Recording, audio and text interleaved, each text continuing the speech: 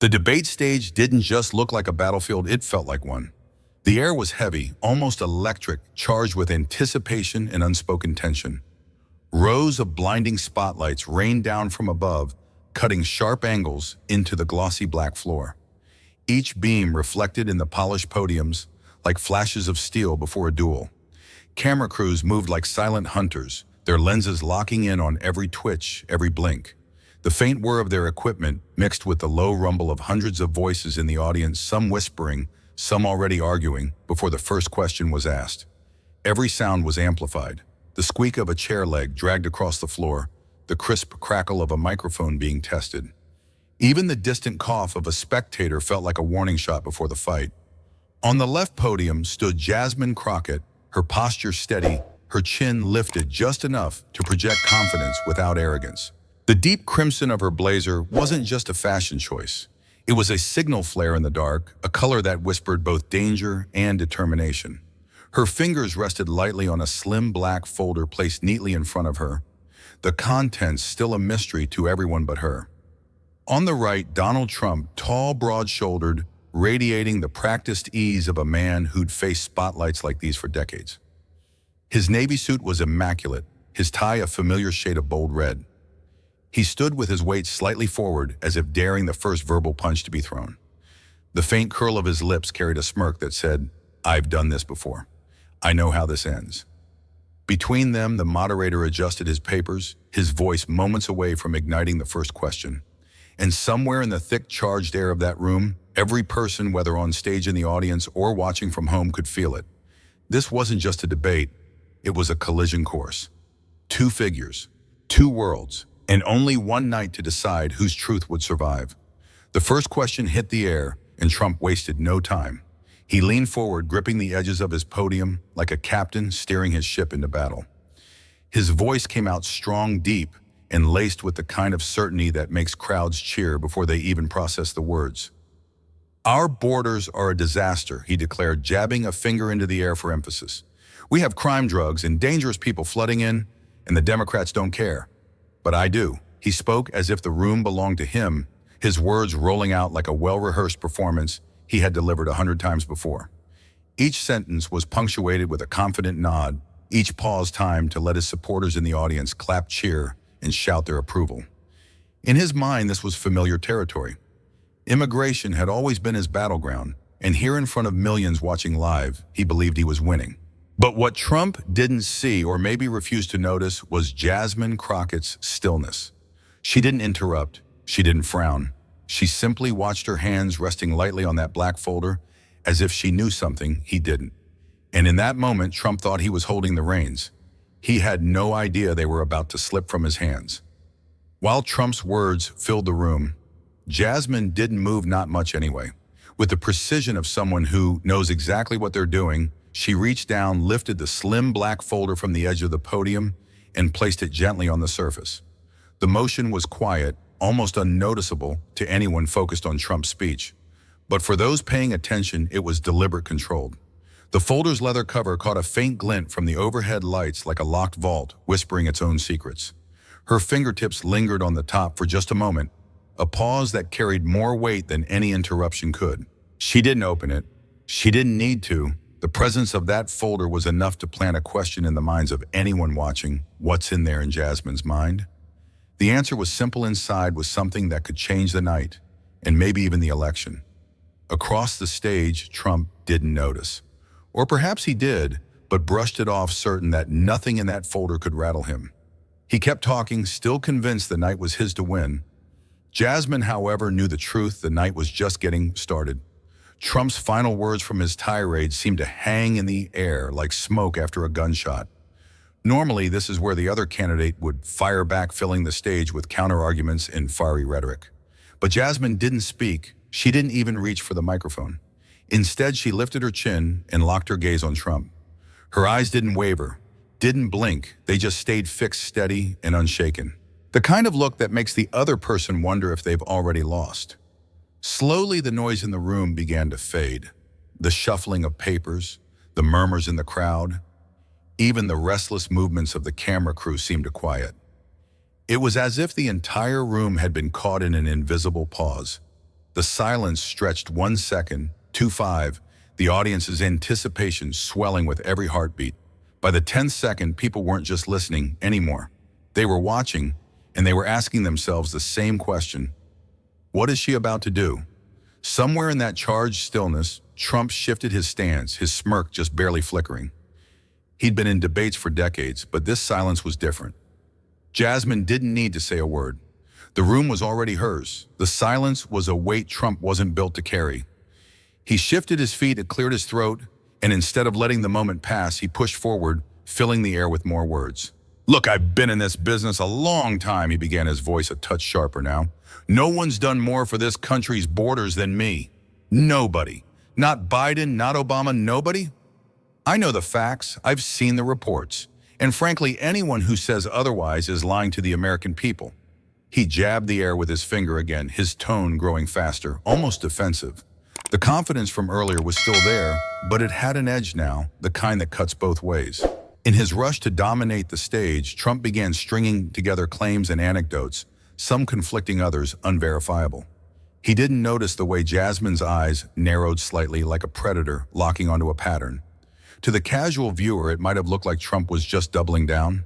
But to those who had seen this dance before, it was clear he was talking himself into a corner. And the more he spoke, the tighter that corner became. Jasmine still hadn't said a word. But now she didn't need to. Trump was doing her work for her. And then she moved. Jasmine leaned toward her microphone, slow and deliberate, like she was lowering a match toward dry kindling. Mr. Trump. Her voice was calm, almost gentle. Too gentle for what was coming next. A pause just long enough for him to look up, to lock eyes with her. Do you remember the white party that year? The words hit the air like a crack of thunder. It wasn't loud. It didn't need to be. In an instant, the steady hum of the room collapsed into pure stillness. Staffers froze mid-note. A reporter's pen hung in midair.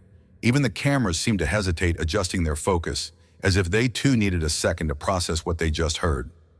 Across the stage, Trump's expression didn't change, not at first. But in the bright, unforgiving glare of the spotlights, the tiniest flicker crossed his face. A twitch at the corner of his mouth. A blink that lasted just a fraction too long. The silence after the question wasn't empty. It was loaded.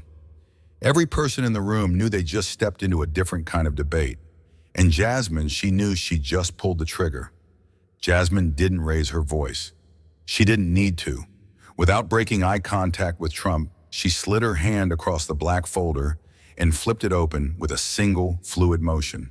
The sound of the leather cover snapping back was soft, but in that silent room, it might as well have been a gunshot. From inside, she pulled out one glossy photograph. It was a wide shot, unmistakable. Donald Trump, dressed in a crisp white jacket, smiling under a cascade of white balloons. His arm was draped around the shoulders of another man, a man the FBI had been publicly investigating for months. The man's face was sharp, his grin confident, but it was the context that burned into everyone's mind. The White Party, the year of the scandal. The same night the investigation's timeline had marked as critical. Jasmine held the photo up for the cameras. The flashbulbs exploded like small bursts of lightning, each one locking the image into the nation's memory. Across the stage, Trump's smirk was gone, completely. For the first time that night, he didn't seem to know what to say. The photo hadn't been in the air for more than 5 seconds before the room broke in half. On one side, gasps and murmurs rippled through the audience like a sudden windstorm. People leaned forward in their seats, eyes wide, phones already out to capture the moment for themselves. Some whispered to their neighbors, others simply stared frozen in disbelief. On the other side, a different reaction entirely.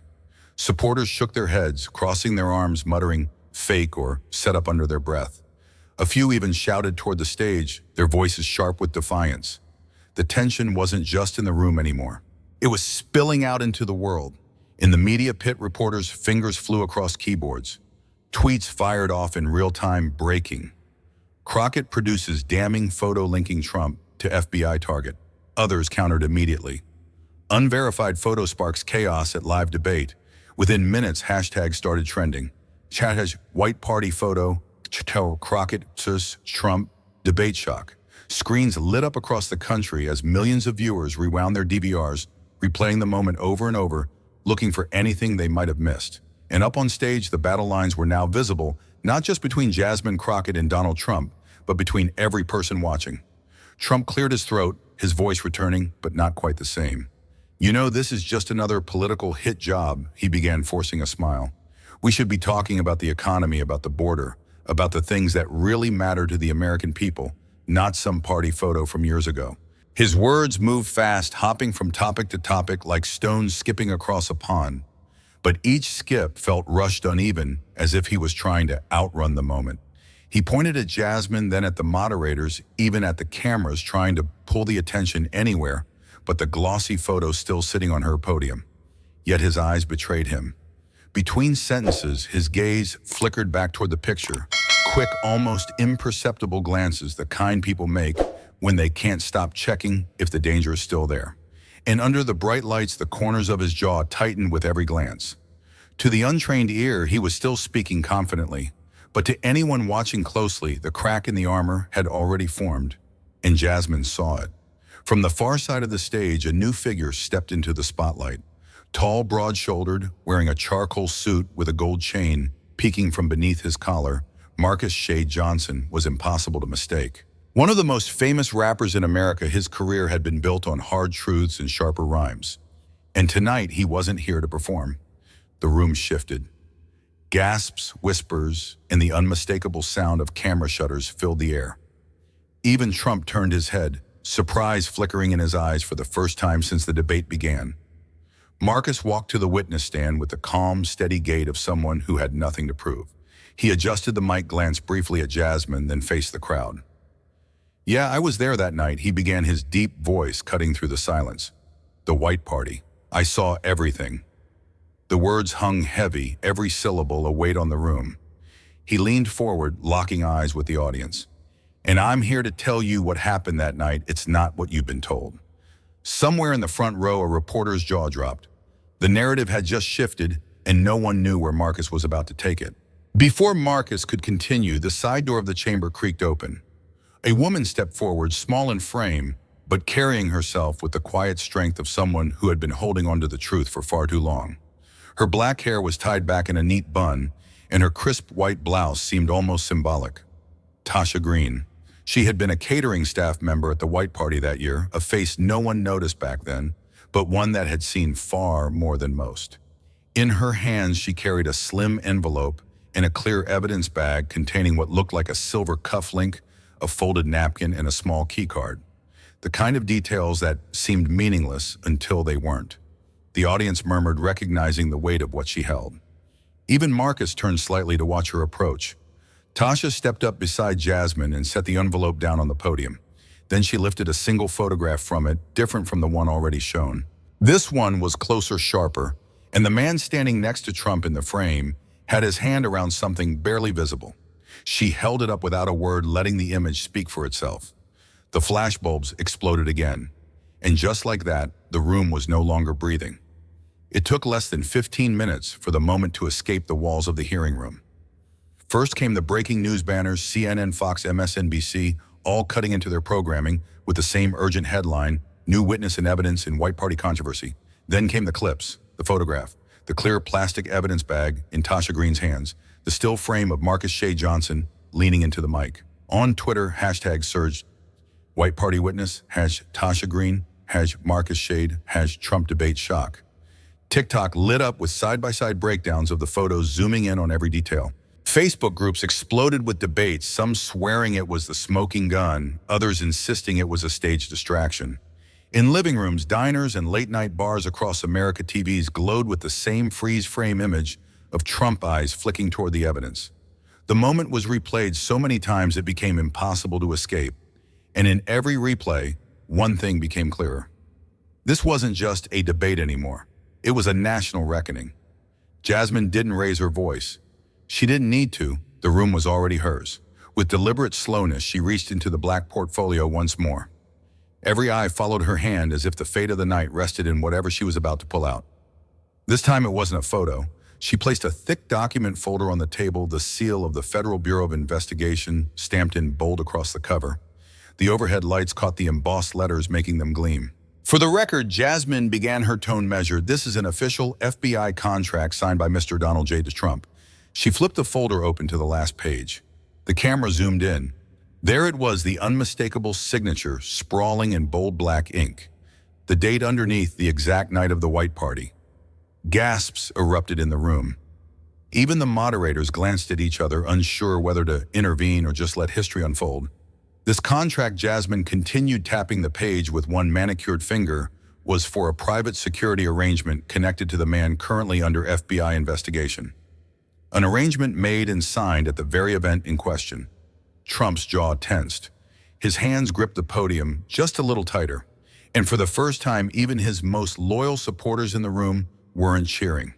For a long, unbearable moment, nothing happened. Trump's hands were still gripping the podium knuckles, white under the stage lights. His eyes locked on the contract in front of Jasmine, unblinking, as if staring could somehow make it disappear. The cameras zoomed in tighter, closer, catching the slight tremor at the corner of his jaw, the way his lips pressed together so hard they turned pale. In the audience, no one moved. The usual shuffle of papers, the clearing of throats, the restless shifting in seats all gone. It was as if the entire room had been vacuum sealed in tension. Somewhere a single camera shutter clicked. The sound was deafening in the stillness. Jasmine didn't speak. Marcus didn't speak. Even Tasha kept her eyes fixed on him, waiting. And Trump, he didn't say a word. Jasmine didn't look at Trump. Not this time. She turned her head slowly, letting her eyes lock directly with the nearest camera lens, as if speaking not just to the people in the room, but to every living room, every phone screen, every diner TV across the country. Her expression was calm, almost serene, yet unshakably certain. The kind of look that says this is over without a single raised voice. Then in a steady voice that carried like a clear bell through the silence, she said, "The truth doesn't need to shout. It only needs evidence." The words hung in the air, sharp and undeniable. The camera didn't blink. Neither did she. And for millions watching that line became the moment, the one they would quote, replay, and remember long after the debate was over. The words were barely out of Jasmine's mouth before the outside world caught fire. In newsrooms from New York to Los Angeles, producers were barking orders, switching feeds, and plastering the same two phrases across every screen during 19 seconds in White Party scandal. On Twitter, the hashtags ignited like a match to gasoline, surging into the top trending spots worldwide within minutes. TikTok feeds filled with split-screen edits, Jasmine's piercing stare on one side, the FBI contract on the other. Instagram stories looped the moment again and again, each replay tagged with fire emojis and the words, "history, right here." Late-night talk show writers were already at their laptops scripting monologues. Cable news hosts scrambled to book body language experts and political strategists before the hour was over. And in the middle of it all, the 19 seconds of silence from Trump and Jasmine's final line became the most watched clip in America. This wasn't just news. This was a cultural earthquake. The first cracks didn't appear on the evening news. They appeared behind closed doors. In private text chains and hushed phone calls, Trump's closest allies were already scrambling. Some urged him to get ahead of the story. Others whispered that maybe it was time to put some distance between themselves and the man they had once defended at all costs. By morning, the fracture lines began showing in public. A normally loyal congressman gave a carefully worded interview saying he hadn't seen all the evidence yet and would like to know more before making a judgment. A prominent donor quietly canceled a scheduled fundraiser. Conservative talk radio hosts, once unwavering in their support, started hedging their words. On the other side, the opposition pounced, portraying the hesitation as proof of guilt. The headlines told the story, "Allies divided as White Party scandal deepens." And while Trump still had his die-hard defenders, the once solid wall around him now showed visible widening cracks. Cracks that Jasmine and the evidence had driven straight through. Backstage, the noise was muffled. The chants, the reporters' questions, the hum of camera crews packing up. Jasmine stood alone near a stack of flight cases, her black portfolio still clutched in one hand. For the first time that night, her shoulders dropped, the tension unwinding just enough for her to take a slow, deliberate breath. She closed her eyes. In the darkness behind her eyelids, the images replayed. Trump's frozen stare, the flash of cameras, the collective gasp when the FBI contract hit the table. A faint smile touched her lips, but it wasn't triumph. It was relief. Relief that the truth had been spoken aloud. Relief that the evidence was now undeniable. And yet she knew. This was not the end.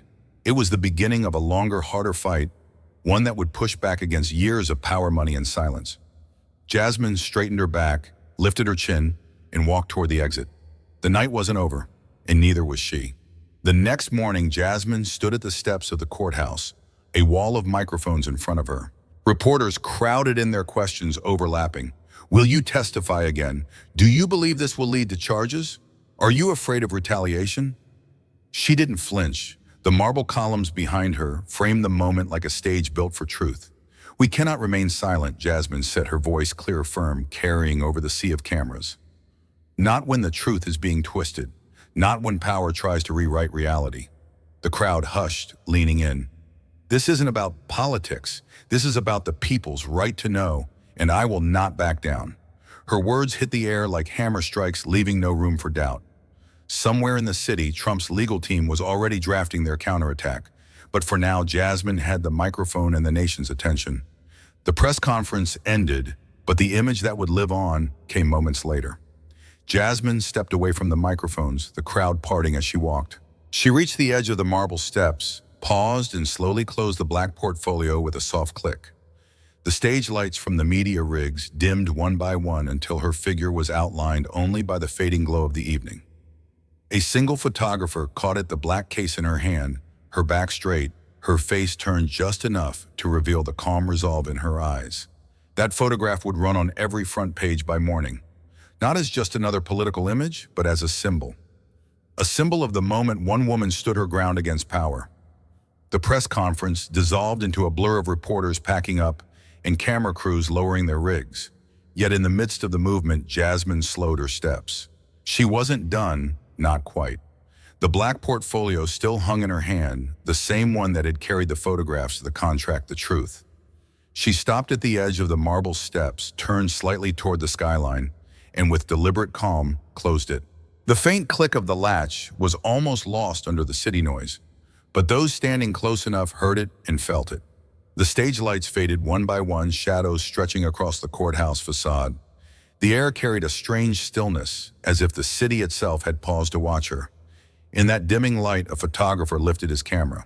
He caught her silhouette, perfectly framed the portfolio in her right hand, her posture upright, her head held high, the faintest glint of determination in her eyes. That single image would go viral before dawn. It would dominate headlines, appear on magazine covers, and flood timelines with captions like, "The moment she stood alone," and "The click heard around the world." And to many, it would become more than a photograph. It would become the emblem of a turning point, the night one woman stood firm against a machine built on power, silence, and fear. That night, as the image of Jasmine closed her portfolio swept across screens nationwide, one question echoed louder than the hashtags, louder than the pundits, louder than the noise of politics. If it were you, would you dare to hold 19 seconds of silence to speak a truth the world is afraid to hear? Not a comfortable truth, not a safe truth, but the kind that shatters illusions, that makes enemies of the powerful, that could cost you everything. Would you do it because history isn't written only by those who speak the loudest, but by those who refuse to be silent when it matters most? In life, moments of truth don't always come with a warning. Sometimes they arrive without mercy, demanding courage in real time. Jasmine's story reminds us that silence can be a powerful weapon, but only when it's used to let the truth speak louder than fear. Power may try to intimidate you, money may try to buy you, and the crowd may try to sway you. But integrity is not for sale, and courage cannot be borrowed. When you stand for what's right, even if it's just for 19 seconds, you may not change the world instantly, but you will start the change.